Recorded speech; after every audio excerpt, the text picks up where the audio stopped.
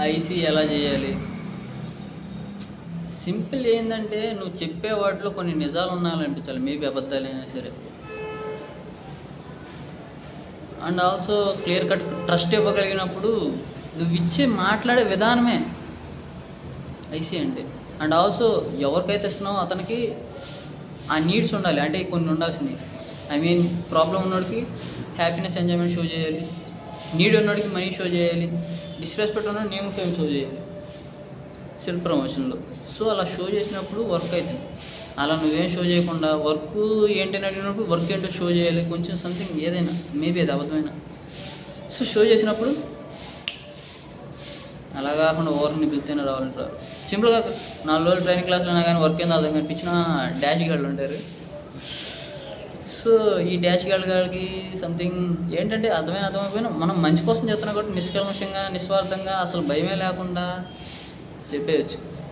Maybe నీకు లేకపోయినా కానీ ఎవరో ఒకళ్ళు చేసుంటేనే కానీ నువ్వు చెప్పగలిగేది, ఎవరో ఒకళ్ళు సాధించుంటేనే నువ్వు చెప్పేది. సో ఆ ప్లేస్లో నిన్ను ఊహించుకొని వచ్చేసి అన్నట్టుగానే కాన్ఫిడెన్స్గా చెప్పేసి ఏం పర్లా.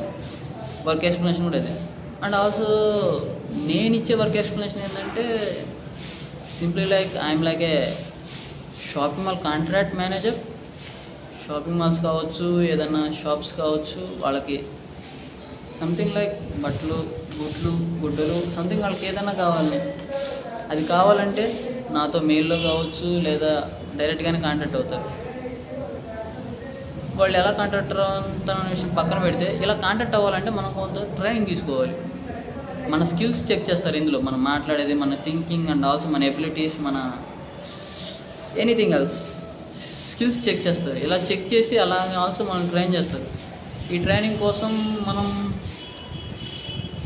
ట్రైన్ అవ్వాలి. ఇందులో మనం సక్సెస్ అయితే అంటే మెరిట్ అయితే మనకి ఒక లైసెన్స్ ఇస్తారు.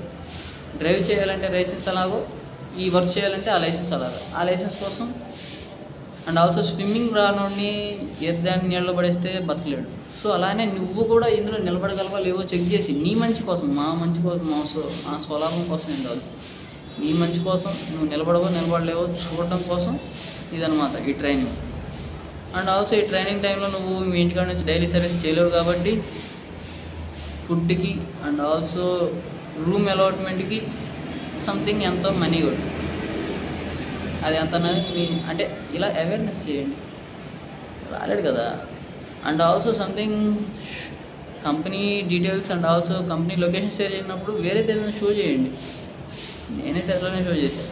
నేనున్న లొకేషన్లో ట్రైనింగ్ సెంటర్స్ అని కొట్టాను, ఏయో కొన్ని వచ్చినాయి, అదే అని చెప్పాను. బట్ వచ్చిన తర్వాత ఎలాగో మన కంట్రోల్లో ఉంటాడు కదా.